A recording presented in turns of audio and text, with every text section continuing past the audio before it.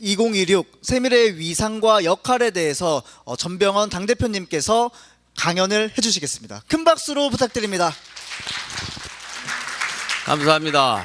그 형식적인 인사말은 아까 말씀드린 대로 이렇게 우리가 한 자리에 모여서 어려운 시기에 매일매일의 뉴스가 국민을 속이고 있는 그런 페이커 뉴스가 대단히 많이 나오고 있어서 뉴스를 볼 때마다 짜증나고 신경질이 퍽퍽 터지는 그런 상황인데도 불구하고 우리들이 이렇게 사실 이 시대에 가장 합리적이고 가장 이성적이고 가장 국민들 보편적 상식에 맞는 그런 주장과 목소리를 끊임없이 저희들 내기 위해서 노력을 하고 있고, 이렇게 또 자주 우리가 같은 생각과 또 같은 정도를 갖는 동지들끼리 함께 모여서 서로 어깨를 부딪히고 서로 입김을 나누면서 힐링하고 서로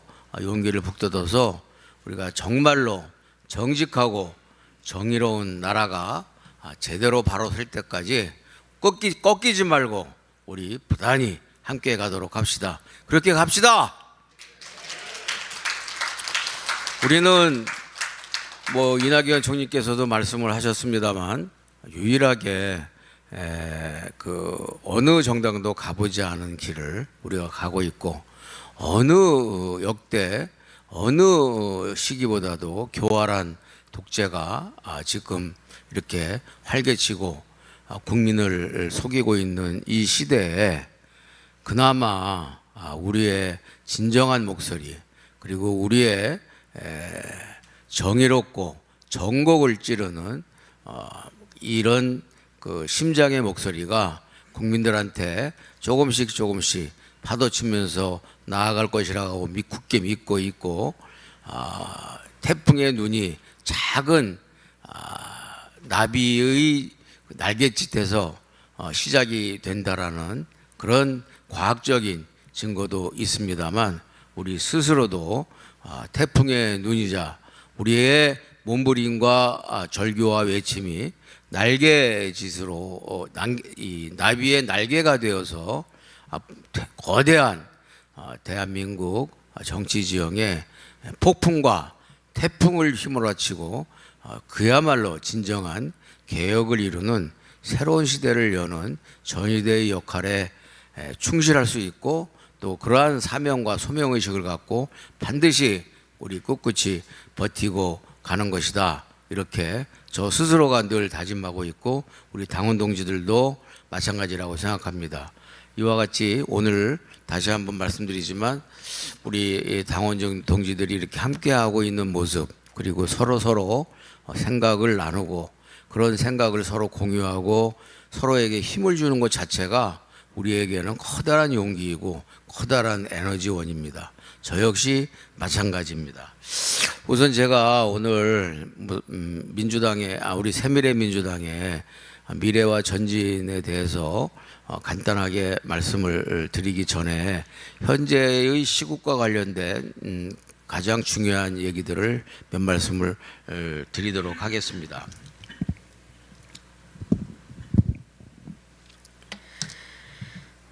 지금 이재명 정부가 대단히 이른바 정권 등장 이래 가장 위기에 봉착해 있는 것으로 많은 사람들이 이야기를 하고 있습니다.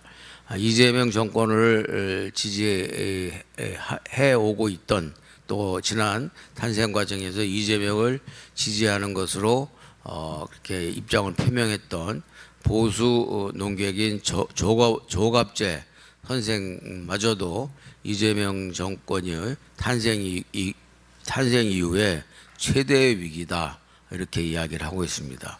그 최대의 위기는 어제 이른바 검난이라는 이야기로 표현을 하고 있습니다만, 검찰총장 직무대행이 사표를 내고 퇴임식을 가졌습니다. 그 이유는 잘 아시는 것처럼 대장동 일당 사건에 대해서 형벌로는 중형이 내려지고 그 대장동 사건이 심각한 최악의 형사적인 엄벌이 불가피하다라는 입장과 다르게 한편으로 7,300억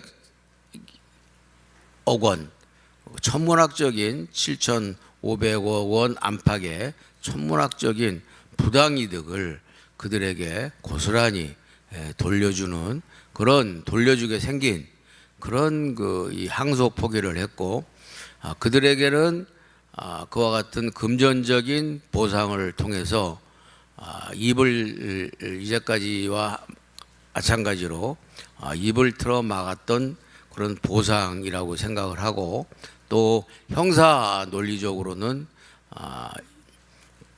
공범관계를 주장해온 검찰 측이 항소를 포기함으로써 이재명 대통령의 혐의에 대해서 상당히 사실상 면소 내지는 추후에 무죄를 이끌어낼 수 있는 그런 기본 발판을 구축했다라는 점에 대해서 국민들이 상당히 황당해하고 의아해하고 있습니다. 우리가 이미 대선 때 우리가 사실상 같은 뿌리였던 민주당 후보 출신인 이재명 후보를 지지할 수 없게 만들었던 바로 그런 현상과 요인들이 불과 반년도 되기 전에 속속들이 여러 곳에서 부작용과 모순이 드러나고 있다고 생각을 합니다. 이 대장동 사건과 관련해서 이재명 당사자인 이재명 대통령에게 야권도 언론도 본인이 직접 입장을 이 공소 포기, 항소 포기에 대해서 밝히라라는 그리고 과정에 대해서 해명하라라는 요구에도 불구하고 묵묵부답하고 있고 침묵으로 일관하고 있습니다. 근데 그 묵묵부답이나 침묵은 바로 이것은 엄청난 사실상의 개입을 사실상 시인하고 있는 알리바이이자 반증으로 작동이 되고 있는 것으로 저는 판단하지 않을 수가 없습니다. 그 이유는 제가 지금부터 몇 가지 말씀드리겠습니다. 어제 퇴임한 노만석 검찰총장 직무대행이 이렇게 얘기를 한 것이 가장 결정적이었죠. 그 항소 포기의 최종 결정자이자 담당자이자 책임자인 노만석 대행은 저쪽은 지우려 했고 검찰은 결이 다르고 입장이 달라서 부대끼느라고 참 힘들었다라는 얘기를 했습니다. 지우려는 저쪽은 누구를 얘기하는 것입니까? 그것은 삼척동자도 다 알만한 것입니다. 이 말 자체가 이번 대장동 항소 포기는 정권과 이재명 집권의 국가 권력이 통째로 달려들어서 연결되어 있고 만들어낸 것이다. 이렇게 볼 수밖에 없게 하는 것입니다.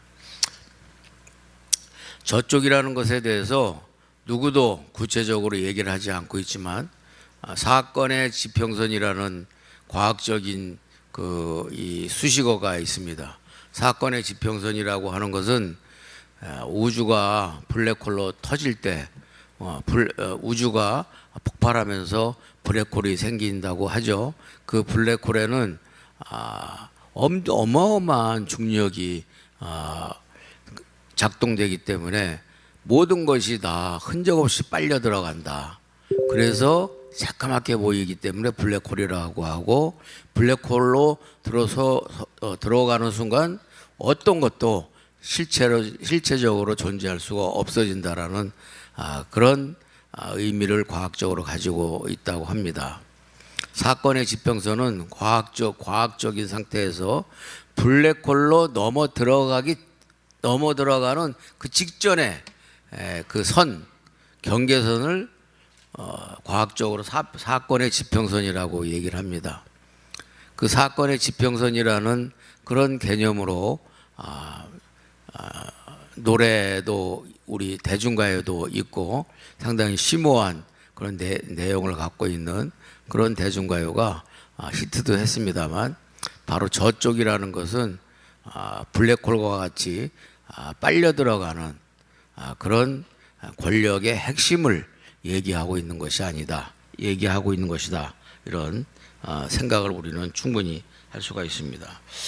두 번째는 정부 여당을 비롯해 대통령실과 또 정부와 특히 민주당이 항소 포기에 대해서 온 국민이 의아해하고 황당해하고 있듯이, 당연히 그 담당자이자 주체 조직인 검찰 조직에서 이건 도대체 말이 안 되는 것이고 전례나 그 관례에 비춰서 이해할 수 없는 항소 포기에 대해서 문제가 있다라고 지적을 하고 비판의 소리를 내는 것을 항명이라고 하면서 검찰들을 항명하는 자들을 사거리다, 퇴직시키고 변호사 개업도 못하게 하겠다라는 보복 입법을 하겠다고 나섰고, 실제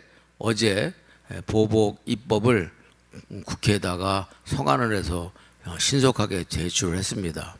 한마디로 이것이야말로 입법 독재가 아니고 무엇입니까? 이 독재 그러면은 행정부 권력이 무소불위의 권력을 휘두르는 것을 우리는 독재라고 알고 있지만, 그보다 더 심각한 독재는 행정부와 입법부와 그리고 사법부 삼위일체가 돼서 상권 분립의 민주주의 기본 질서를 완전히 파괴해버리고, 상권 분립을 통해서 견제와 균형을 해야 될 조직들이 하나같이 똘똘 휘감아서 뭉쳐가지고 권력을 마구잡이로 정가의 보도처럼 뒤흔드는 것을 팥쇼 독재라고 하는데, 사실상 팥쇼 독재가 지금 이미 우리 눈앞에서 펼쳐지고 있다라고 볼 수밖에 없는 지경에 이르렀습니다. 항명이라고 한다면 항소 포기에 대해서 문제를 제기한 것을 항명이라고 규정한다면, 그렇다면은 항소 포기하라고 명령을 대통령실과 정부 여당이 했다는 것을 스스로 자인하는 것 아닙니까? 항명이라고 하는 것은 명령을 거부하는 것을 항명이라고 하는데, 항소 포기해라 라고 스스로 자신들이 명령했다라고 하는 것이 지금 검찰을 겁박하고 검찰 파면법을 만들어서 항명 검사들에 대해서, 즉 항소 포기에 대해서 문제가 있다라고 지적하는 상식적인 국민들의 목소리와 맞닿아 있는 소리를 틀어막고 그리고 범죄로 처벌하겠다라는 것이야말로 독재적 발상이 아니고 무엇이겠습니까, 여러분? 이것이 바로 현재 항소 포기를 바라보는 이재명 정권의 실체이자 시각이고 그리고 본질이라고 생각을 합니다.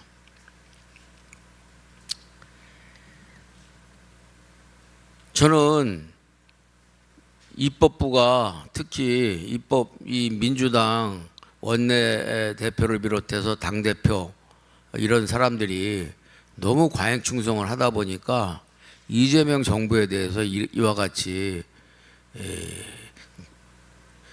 자기들은 아첨하고 아부한다고 하면 생각하고, 그리고 이재명 정권을 지원하고 유리하게 만든다고 하지만 아첨과 아부에 눈이 멀다 보니까 과유불급이라고 결국은 이재명 대통령과 이재명 정권의 민주당 지도부가 번번이 자충수 자동 기계가 되고 있습니다. 계속 자충수를 만들어내고 있어요.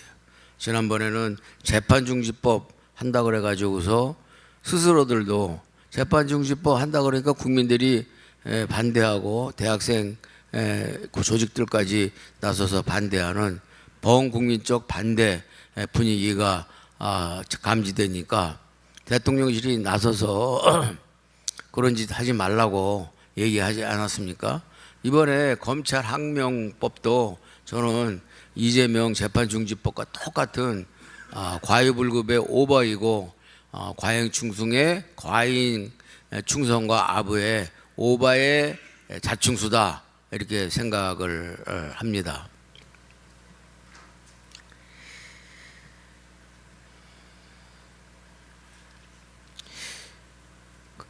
이번에 이재명 대통령은 항소 포기 관련에 대해서 당사자의 한 사람 아닙니까?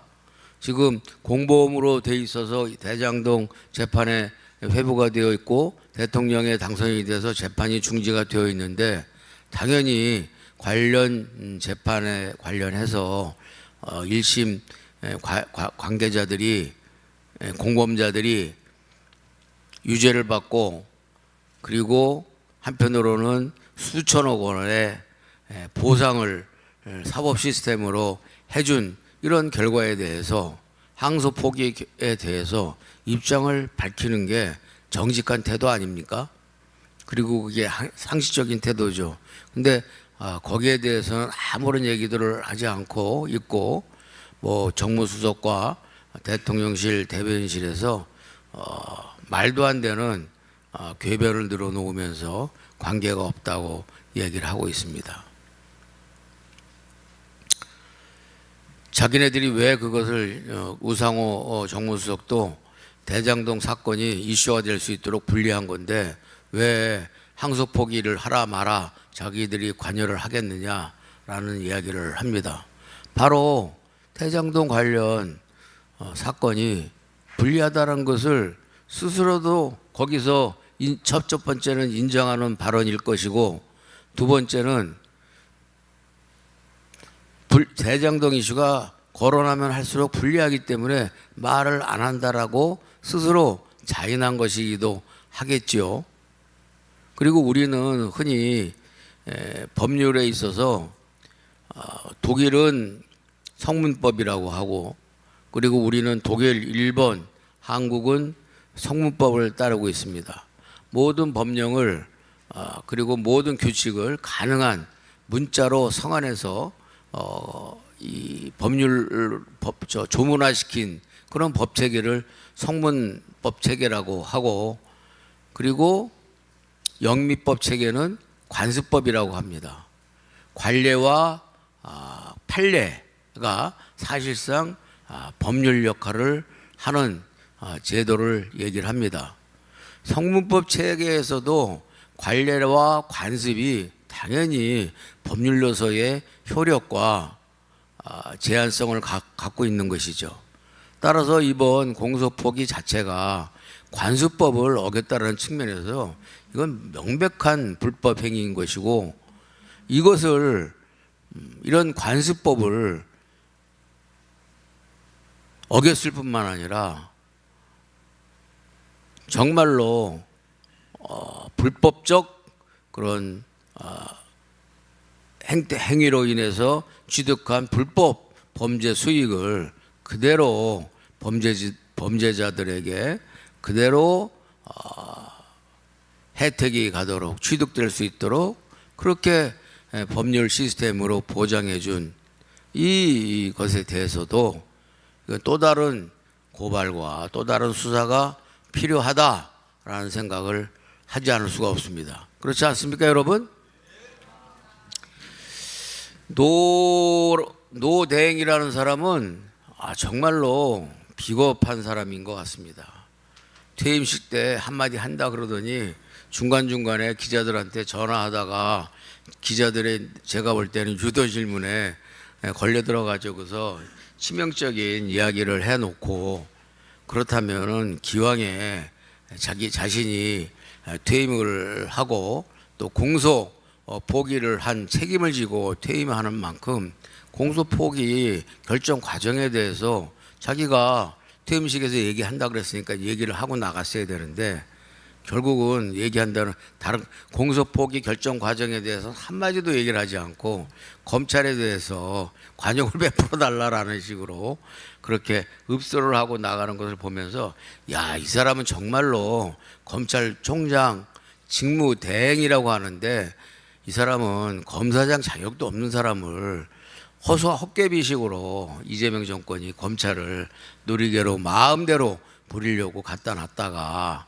그래도 검찰 조직에서 나름대로 조직적인 반발과 그리고 기계가 있는 소수의 검사들, 그리고 이번 사건 같은 경우는 다수의 검사장들이 반발을 하니까 어쩔 수 없이 사퇴를 하게 되는 국면까지 이루어졌는데, 끝까지 퇴임을 하면서까지 정말 비겁하다 못해 비루하고 비천한 그런 뒷모습을 보이고 하는구나, 이런 생각을 하지 않을 수가 없습니다. 세상이 정상화되고 그리고 세상에 정의가 이제 바로 세워진다면 그 사람도 처벌을 면할 수가 없겠구나라는 생각을 하지 않을 수가 없었습니다. 이재명 정권이 특히 민주당 그 수뇌부와 민주당에서는 검찰 무슨 항명이라면서 스스로 자신들이 공소 포기를 하라고 명령을 했다라는 것을 직간접적으로 시인하는 검찰 항명 처벌법을 갖다가 만들어서 신속하게 지금 처리를 진행을 함으로 해서 민주당 쪽에서는 누가 항소를 어떻게 포기하라고 했는지를 스스로 다 밝힌 셈입니다.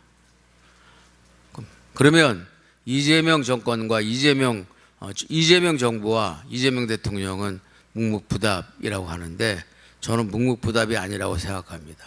매우 중요한 두 가지 시그널로 답변을 했다고 생각합니다. 첫째는 이른바 헌법 존중 혁신 TF라는 것을 만들어서 이른바 하위직 공무원들까지 사찰하고, 우리가 흔히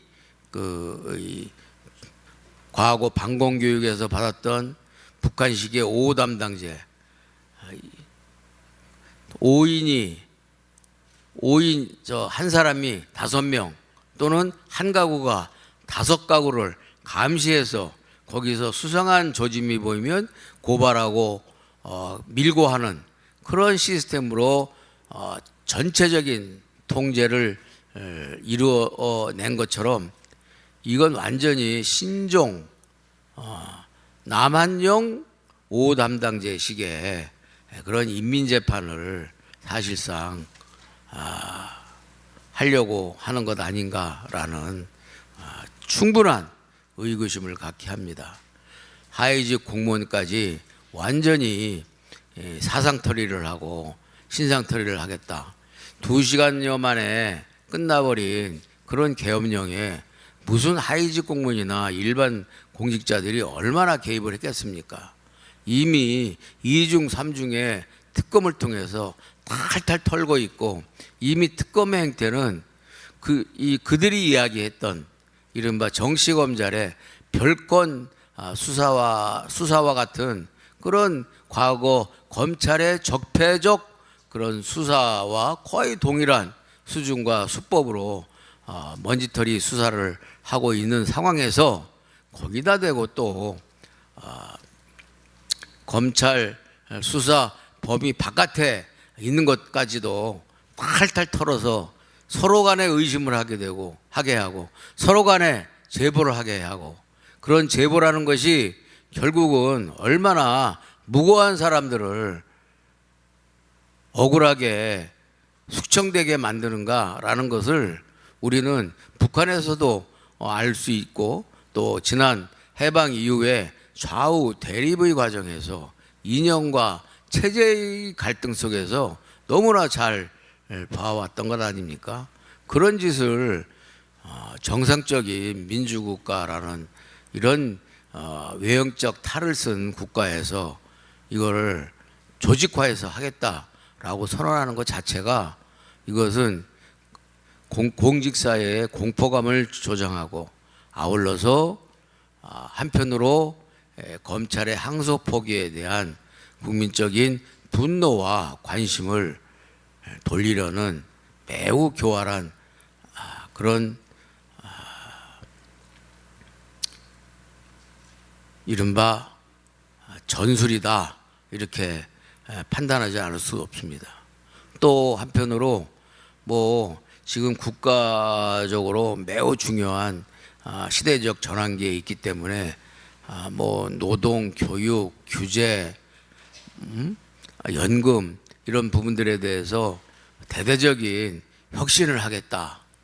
뭐 혁신을 하는 과정에서 저항도 있겠지만 그 저항을 뚫고 가겠다, 이렇게 이재명 대통령께서 직접 나서서 발표를 했는데, 이것 또한 저는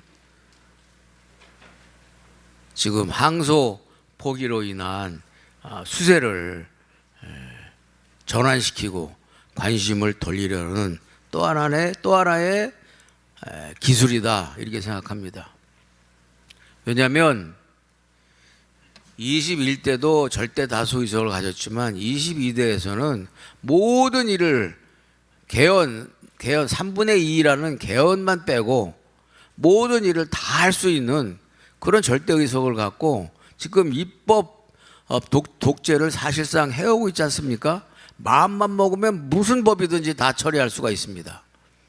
그렇다면은 윤석열 정부 시절부터 윤석열 정부가 가동시켜왔던 노동개혁, 또 의료개혁을 포함해서 연금개혁까지 윤석열 정부가 국정수행을 제대로 못하고 망친 정부지만, 그나마 개혁을 하려는 것을 민주당이 낚아채서 앞장서서 건강한 정당이라면 그 절대 의석을 갖고 입법 횡포와 입법 방탄을 할 것이 아니라 국가를 위해서 혁신적인 개혁 입법을 했다고 한다면 정말로 진심으로 박수를 받고, 정당으로서의 공적 기능으로서 역할과 그리고 대한민국의 민주적 정당 문화를 새롭게 창조하는 매우 중요한 계기가 됐을 것입니다. 그런데 절대 의석을 갖고 윤석열 정권이 그나마 조금 개혁을 하겠다라고 발버둥 치는 것에 대해서 다 안다리 잡고 뒷다리 잡고 못하게 하고, 극단적으로는 한미 관세 협상, 한덕수 총리 대행이 총리 대행 시절에 가장 한미 관세 협상에 있어서 가장 협상의 적임자 중에 한 사람이었습니다. 한덕수 대행은 지금 피의자 신분이지만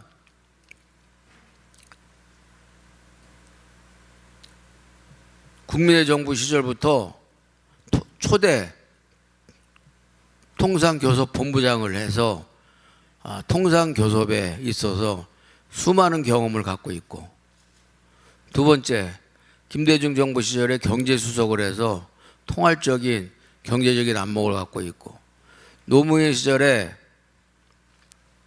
총리를 해서 전반적으로 국정에 대한 이 포괄적인 경험과 그리고 통상관계에 있어서의 경험을 갖고 있습니다. 특히 주미 대사를 했기 때문에 미국에 많은 네트워크를 갖고 있어서 그 누구보다도 트럼프 행정부와의 협상에 있어서 상당한 정도의 유리한 국면을 이끌어낼 수 있는 사람이다. 저는 그렇게 이미 그 당시 총리 대행 시절부터 주장을 했던 사람입니다. 그런데 당시 민주당이 국회의 다수 의석을 갖고 사실상 계엄으로 인해서 윤석열이 탄핵 심판을 받는 과정부터 시작해서 탄핵에 이르기까지 사실상 집권당의 역할을 하면서 대미 관세 협상을 못하게 틀어 막았습니다. 그리고 결과적으로는 엄청난 부담과 시간을 끌면서 국가적으로 손실을 끼쳤습니다. 김민석 총리가 그 당시 과도 정부가 한미 관세 협상에 나섰으면은 훨씬 더 손실을 많이 겪었을 거다라는 밑도 끝도 없는 아무런 근거 없는 그런 주장을 일방적으로 했지만 저는 그 반대의 생각을 갖고 있습니다. 고단수 정부였다면 사실은 한미 관세 협상을 부담스러운 협상이었죠. 관세 협상을 한덕수 당시 과도 정부에게 맡기고 그 과도 정부가 협상을 잘하면 잘한 대로 인정을 해주고 만약에 협상에서 잘못된 점이 있게 된다면 새로운 민주당 정권이 새롭게 우리가 정권이 금방 바뀌었으니 새롭게 좀 일부 협상을 다시 조율해야 되겠다라고 수정을 충분히 요구할 수 있는 이중의 협상 카드를 갖고 있었다고 생각하는데 그거를 저는 그 당시에 왜 한덕수 과도 정부가 한미 관세 협상에 나서는 것을 막았을까요? 그것은 한덕수 과도 정부가 한미 관세 협상에서 성과를 보일까봐 불안 초조해서 그 성과가 나타나는 것에 대해서 혹시라도 성과가 있게 되면은 자신들의 집권 플랜에 영향을 줄까봐 지레 겁먹고 못하게 한 거 아닙니까? 여러분들은 어떻게 생각하세요? 박수 한번 쳐보세요. 그러면 동의해요. 그래 놓고서 자신들이 막상 하다 보니까 이게 만만치 않고 그리고 실제적으로 이게 국민들이 실망을 하기 시작하니까 이거 저희 한덕수 과도 정부가 했더라면은 훨씬 못했을 거다. 엄청나게 국가적 손실, 국익에 손실을 끼쳤을 것이다. 이렇게 하는데 그러면 국익을 손실에 끼쳤으면은 어차피 탄핵이 되는 것은 불문가지였고 그래서 집권할 가능성이 높았는데 집권한 다음에 국익 손실에 대해서 그야말로 역적죄로 추가적으로 또 기소하면 될 거 아니겠어요? 처벌을 좋아하는 정권이니까 그렇잖아요. 도대체 말이 안 되는 그런 핑계를 하는 걸 보면서 야, 이 사람들은 정말로 양심이 너무 없다. 그리고 명분이 너무 없고 국민을 너무 어리석고 우습게 보고 있구나, 얕잡아 보고 있구나라는 생각을 하지 않을 수가 없었습니다. 그래서 말씀드린 것처럼 노만석의 퇴진 자체가 항소 포기가 문제가 있다는 것을 시인한 것이고 두 번째 항명이라고 발작하면서 이 항소 안 했다고 이의를 제기하는 정부 내 법률 전문 집단들에 대해서 모두가 다 모가지를 잘라버리겠다고 이런 처벌법을 발작적으로 만드는 행위 자체가 항소 포기가 얼마나 불의하고 잘못된 것인지를 자의하는 것일 뿐만 아니라 이재명 정권이 느닷없이 하위직 공무원 공직자까지 탈탈 털어서 내란의 가담 여부를 검증하겠다라는 카드를 하필 이 시기에 요때 꺼내드는 것 자체가 바로 국민들의 불만과 관심을 돌리려는 그런 수법인 것이고, 느닷없이 무슨 국가적인 전환기라면서 6대 개혁을 강력하게 추진해 가겠다라는 것 또한 저는 정치적으로 충분히 관심을 돌리고 이슈 전환용으로 이와 같이 국가적인 과제를 써먹고 있다라는 그런 비판을 면키 어려울 것이다 라고 생각합니다. 물론 아닐 수도 있습니다. 그러나 오비일학이라고 이재명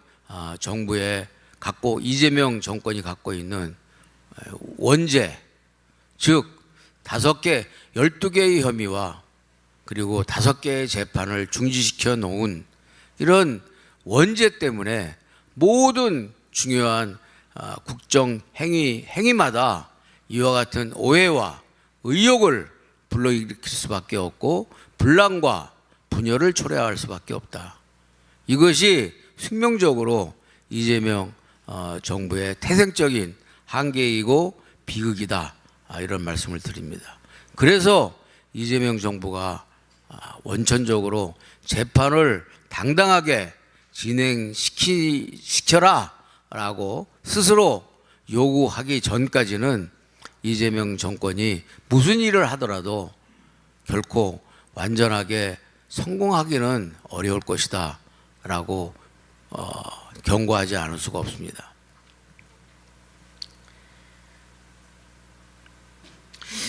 저는 야권이라는 것이 지금 현실적으로 국민의힘밖에 없는 상황인 것 같습니다.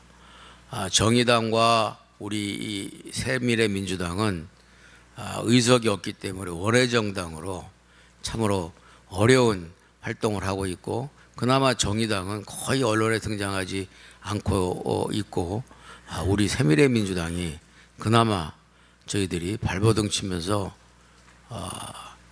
조금의 상식적인 목소리라도 내려고 절규하고 있는데, 이런 절규를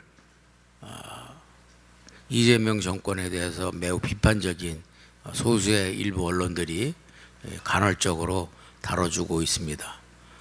그마저도 지금 시간이 갈수록 점점 빈도수가 떨어지고 있습니다. 저의 목표는 우리 새미래민주당이 총선 이후에 너무 존재감이 없어서 존재감을 어떻게 해서라든지 키우고, 그 존재감을 키워내야 우리 새미래민주당이 지속될 수 있고 존재할 수 있다는 그런 절박한 심정으로 제가 당대표가 된 이후에 발버둥을 치고 있습니다만, 그마저도 지금 상당히 힘에 겪고 여러 가지 어려운 환경에 계속 빠져들고 있는 현실입니다.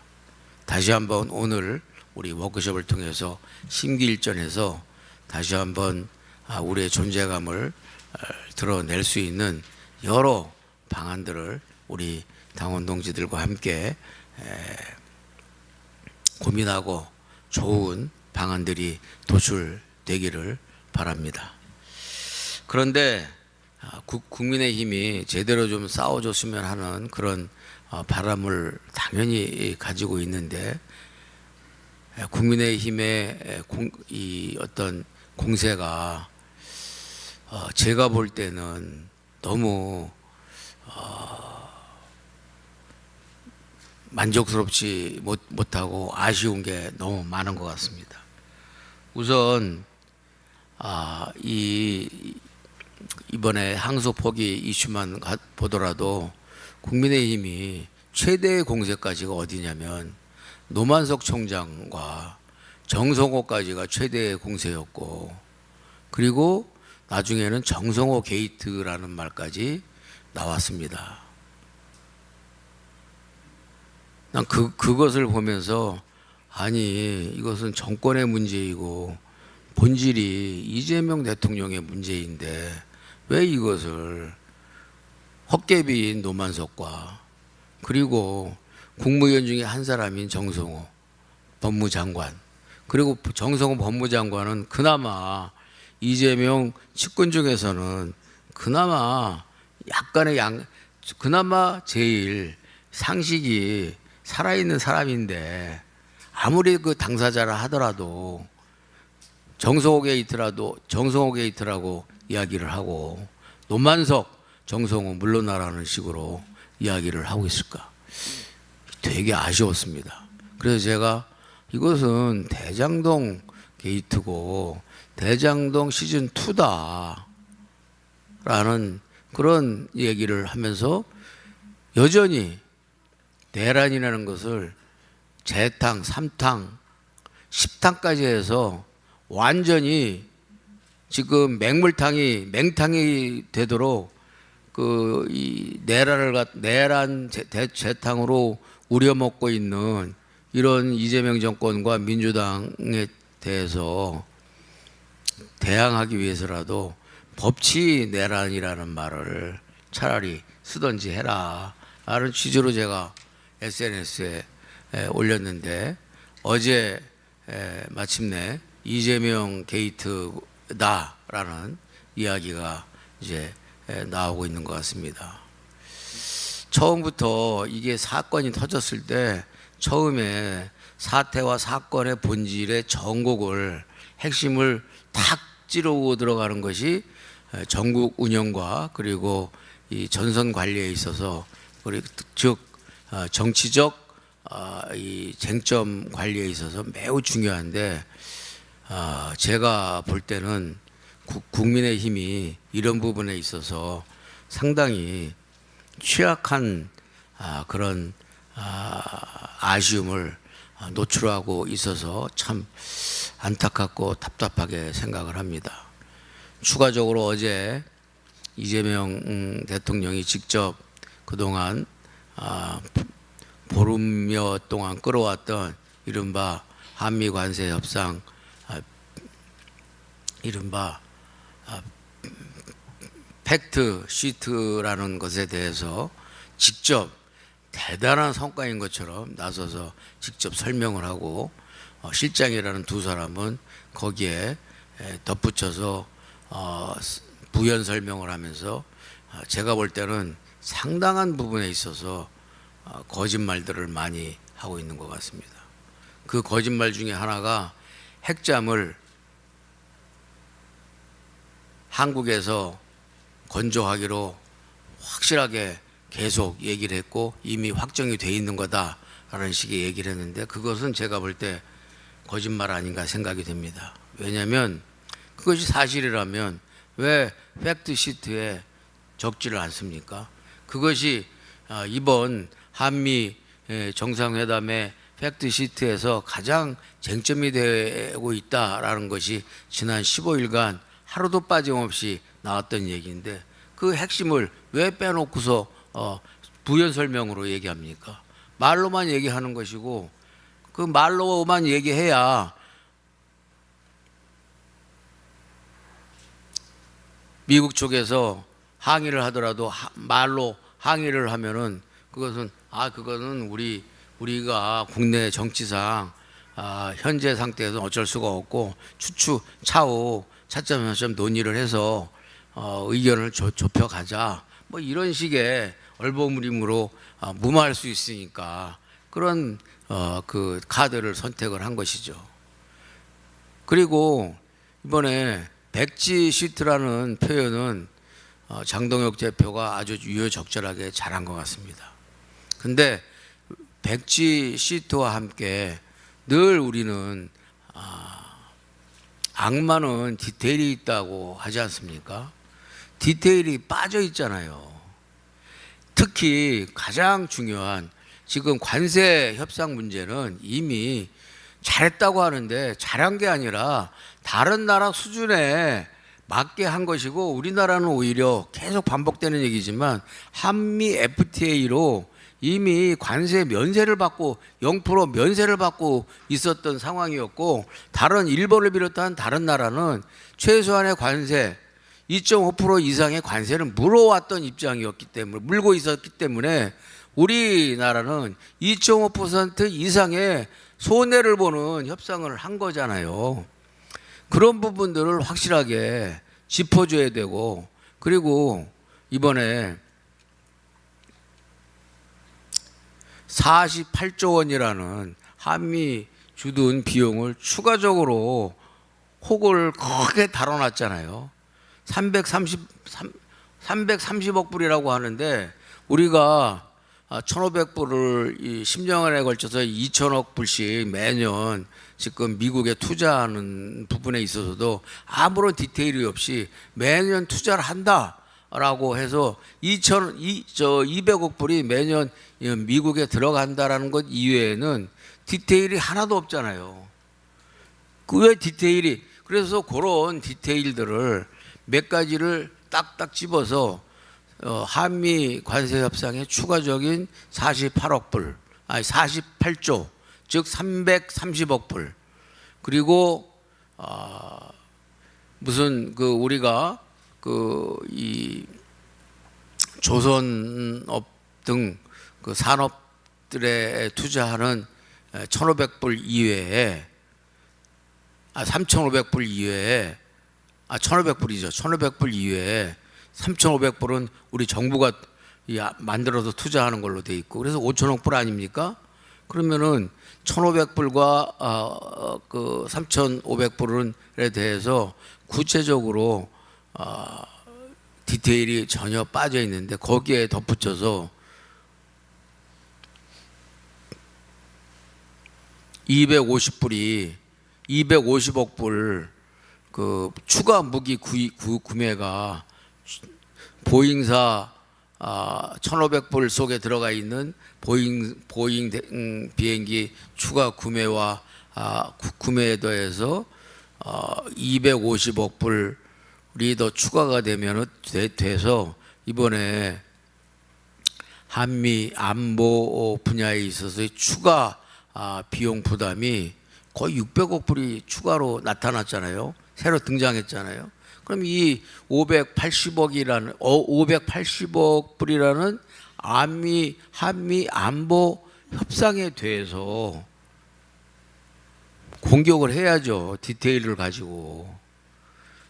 백지 시트다라는 그런 포괄적인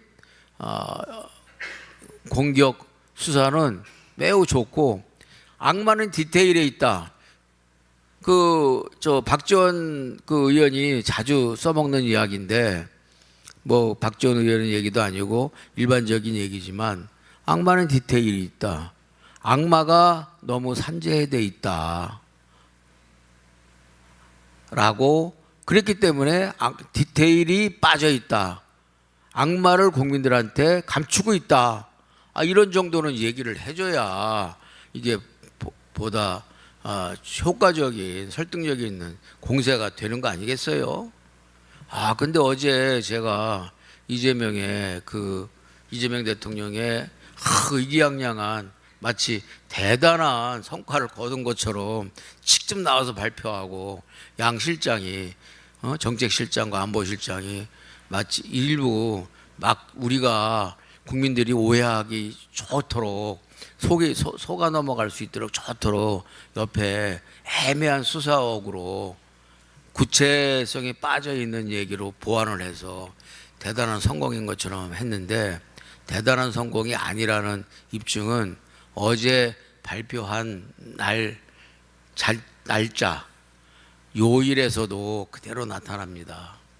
만약에 이게 어제 이재명 대통령이 얘기한 것처럼, 이재명 정권이 얘기한 것처럼 대단한 성과 있는 성공한 협상 결과이고 성공한 팩트 시트였다면 월요일 날이나 화요일 날쯤 발표했어야죠. 그걸 가지고 주일 내내 이슈를 끌고 가야지. 근데 금요일 날 발표했잖아요. 금요일 날 딱 발표하고 주말이잖아요. 되게 불리한 것들은요, 정치권에서 불리한 이슈들은 금요일 날이나 토요일 날 발표하는 게 일반적이에요. 특히 정치검찰이 그동안 불리한 발표들, 완전히 정치적인 편향된 발표들은 토요일 날 많이 하잖아요. 또는 금요일 날 저녁 때.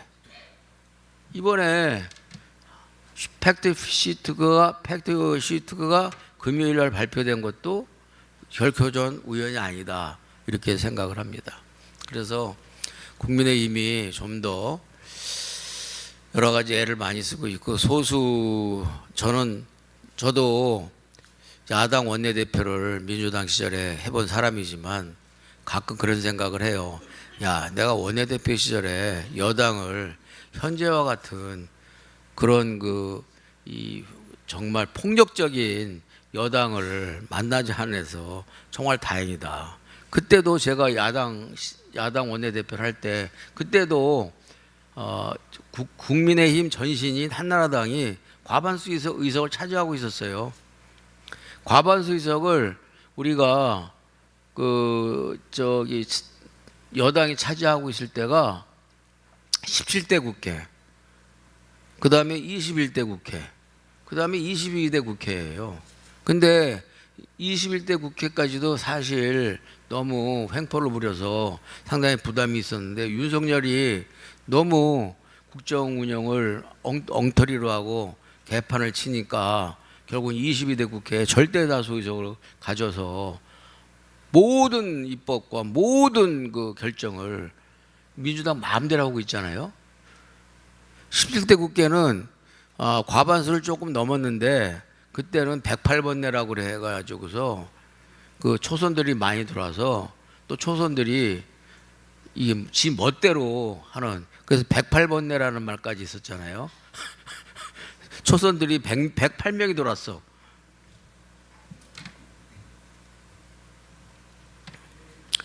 (108명이) 들어오다 보니까 108번내로 이렇게 많이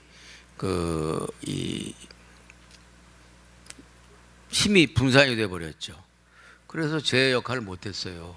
과반수의 역할을 제대로 못했어요. 그래서 개혁도 못하고 그 이른바 보안법 폐지 내지는 개정도 못하고, 유일하게 한 게 재벌 개혁에 있어서 출자 총액 제한 제도만 하나 유일하게 처리를 하고 말아버렸죠. 그래서 전 요즘에 그걸 보면서, 야, 내가 원내대표 할 때 저런 폭력적인 그리고 일방적인 조폭스러운 집권 여당을 만나지 않아서 참 다행이었다, 이런 생각을 합니다. 그리고 제가 원내대표 시절에는 1년 동안에 1,300여 건의 법안을 서로 합의를 해서 통과를 했어요. 그 1,300여 건의 합의 처리는 지금 헌정사 기록으로 남아 있습니다. 1년간 1,300여 건의 여야가 합의 처리했던 그런 이 전례가 아직 형성되지 않고 있어요. 다 일방 처리를 하거나 뭐 이런 식으로 돼 있고, 그리고 국정조사도 가장 많이 했습니다. 5건의 국정조사를 했으니까, 소수여당 입장에서. 하여튼 이거는 뭐 여담이고요. 이제 제가 정리를 하도록 하겠습니다. 간단하게. 현안에 대해서 우리 당원 동지들이, 또 유튜브를 보고 있는 당원 동지들이 이와 같은 현재의 혼돈스러운 그런 문제들에 대해서 좀 이렇게 정리된 생각을 함께 가졌으면 좋겠다라는 그런 말씀을 드립니다.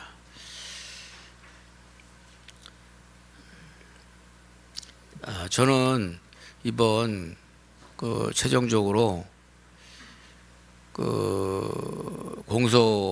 항소 포기와 관련해서 야당이 또 국민들이 주장해야 될 지점들은 이 노만석과 정성호의 퇴진보다는, 저는 지금 현재 이재명 정권이, 이재명 대통령 변호인 출신들이 지금 16명이라는 얘기도 있고 14명이라는 얘기도 있는데, 14명의 확인된 사람들은 지금 현재 14명인 것 같은데, 14명의 이재명 변호인들이 억대 이상의 그 연봉을 받는 최고위직에 임명이 돼 있어요.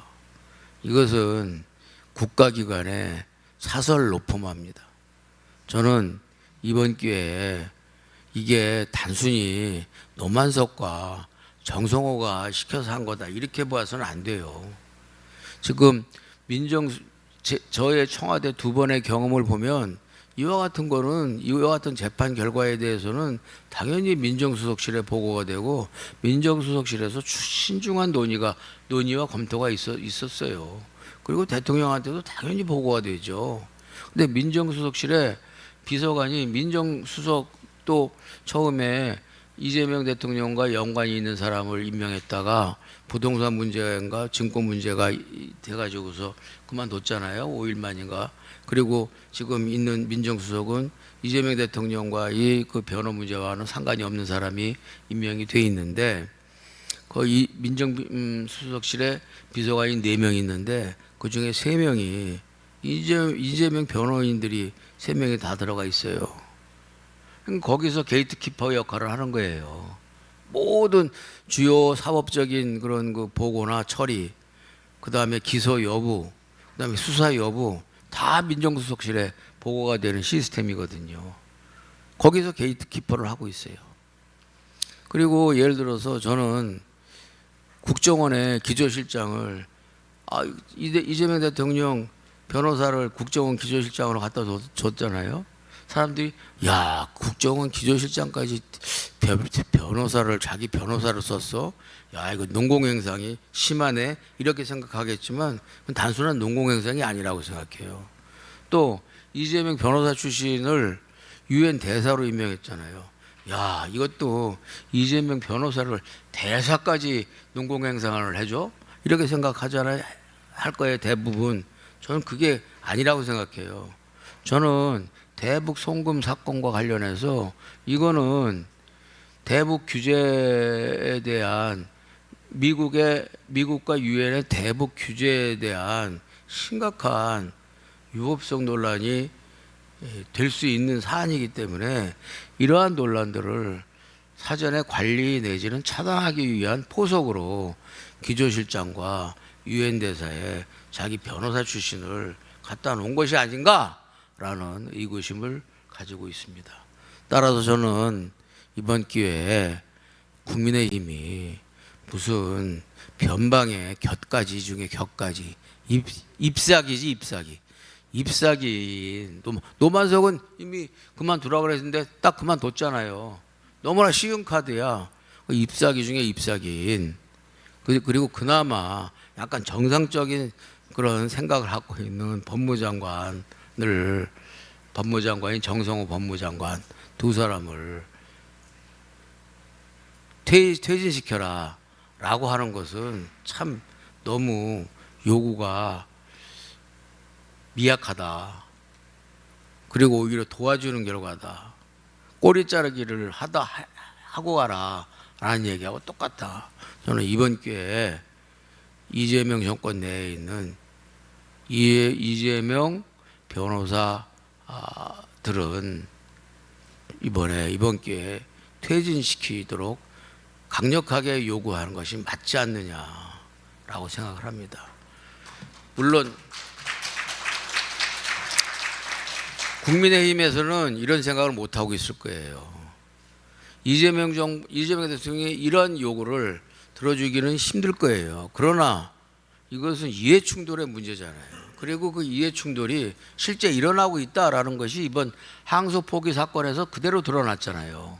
그러니까 이제는 그동안은 이해충돌이다라고 이야기하는데 뭐가 이해충돌이냐라고 하는데 지금 그동안 나타났던 이해충돌의 사람은 누구냐? 법제처장.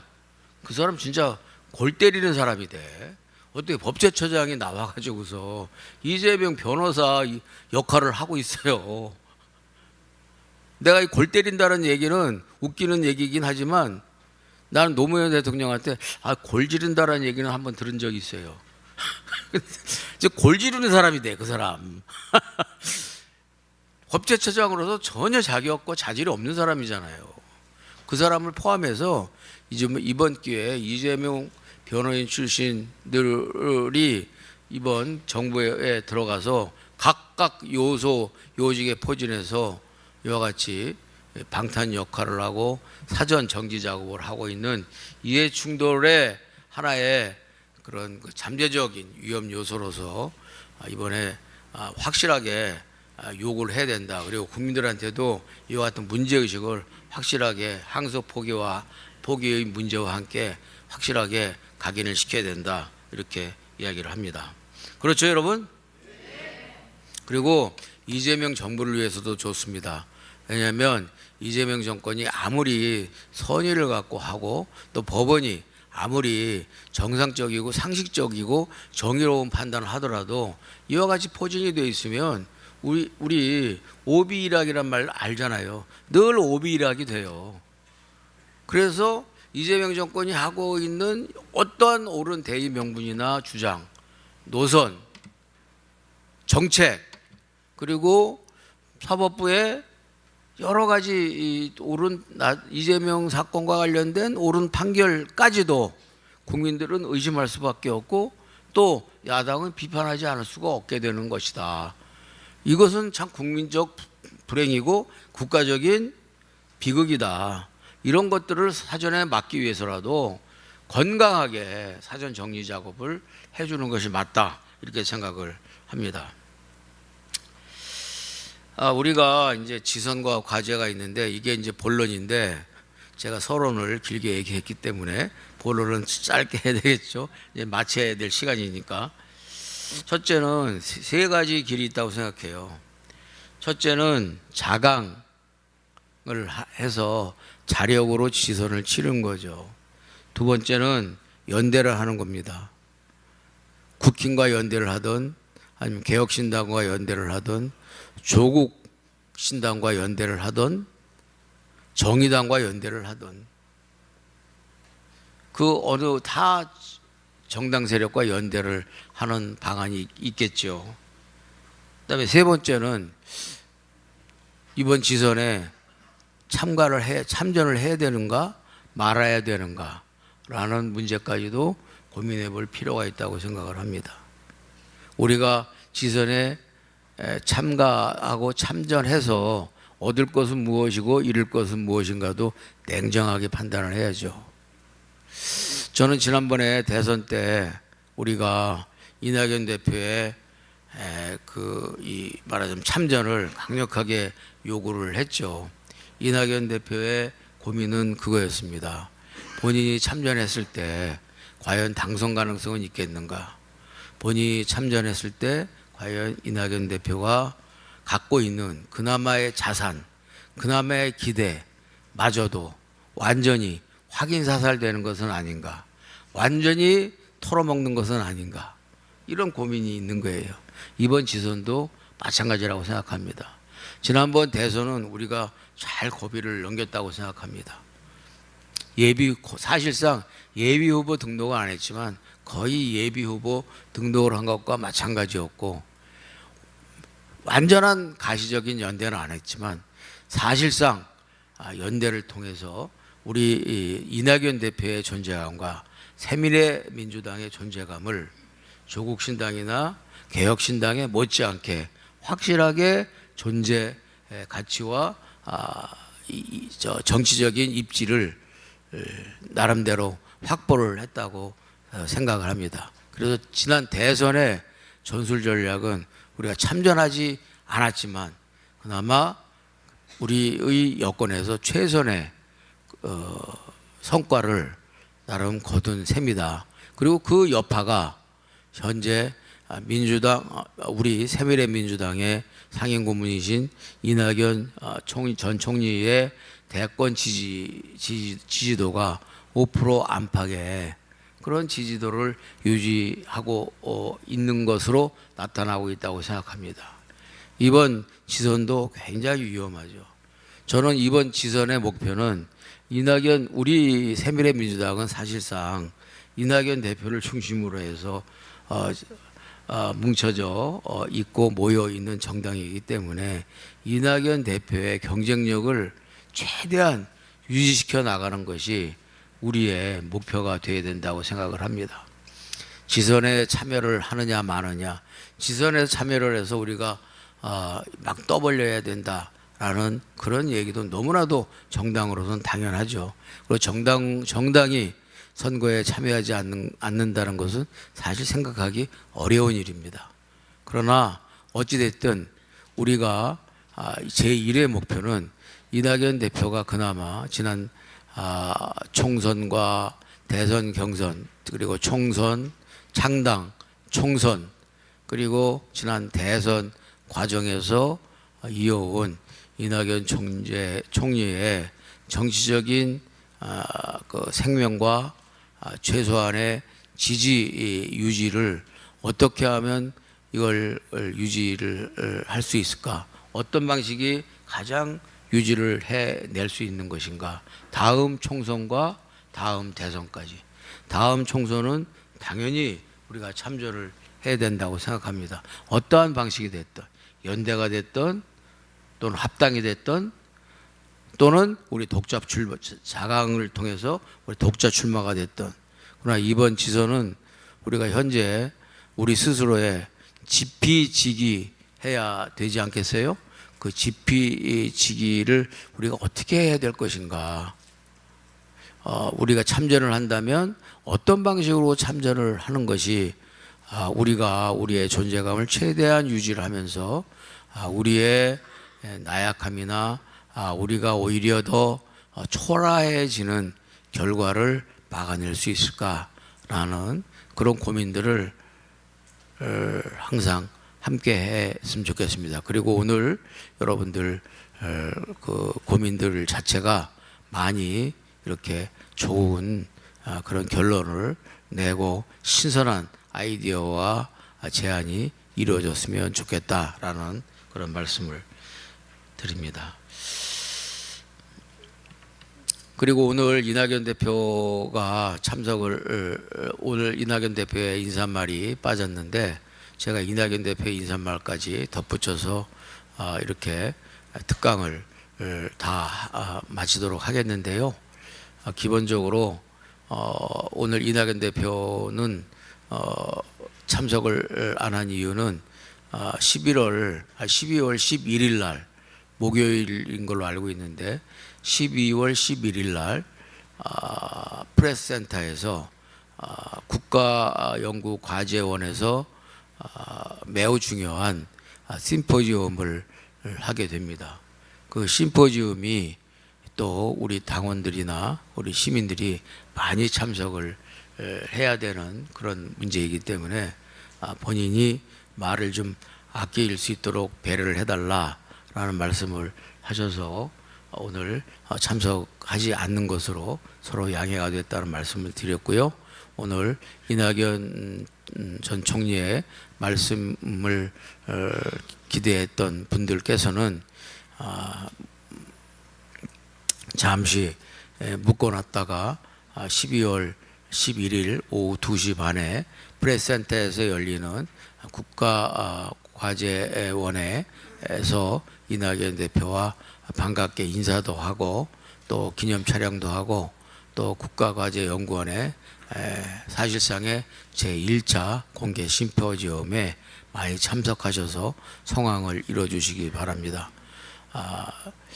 이낙연 총리가 주관하는 그 심포지엄에 우리 당원들이 좀 많이 가서 그러나 당원 티는 내지 말고 그러나 당원 티를 안 낸다 그래서 조용히 있으라는 게 아니라 팬덤은 있어야 되겠죠.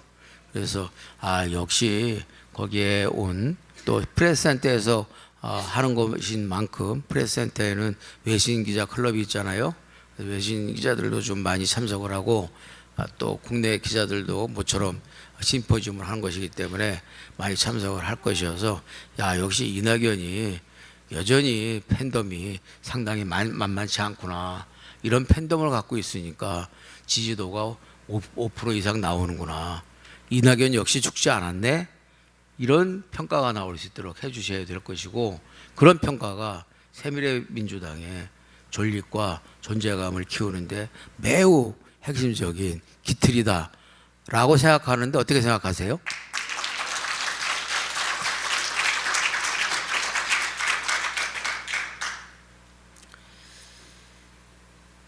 어찌됐든 우리는 앞서 말씀드린 대로 우리는 국민의 힘보다도 의석을 갖고 있는 국민의 힘보다도 더 강하게 그리고 바르게 그리고 더 날카롭고 정확하게 전곡을 찌르는 그런 이야기들을 SNS를 통해서 그래도 그나마 우리가 SNS라는 새로운 개인 미디어 환경이 있기 때문에 그것을 통해서 이낙연 총리도 그렇고 저도 그렇고 신경민 의원도 그렇고 그리고 우리 최고위원들도 그렇고 그리고 우리 당도 그렇고 대변인들도 그렇고 많은 이야기를 해 나가고 있습니다. 그래서 우리 당은 꺼지지 않는 우리 암흑 시대의 독재, 사실상 괴물 독재 시대로 들어간 암흑 시대의 등불의 역할을 할 것이고 괴물 독재라는 암흑이 깜깜해질 수 있도록 우리의 작은 등불은 더더욱 빛날 수 있다고 생각합니다. 우리 절대 5기로라도 꺾이지 말고 굴지 말고 당당하게 옳은 소리를 가지고 끝까지 정의감을 가지고 그리고 국민의 상식과 합리를 대변하기 위한 그런 끊임없는 가열찬 노력을 함께해 나갑시다. 감사합니다.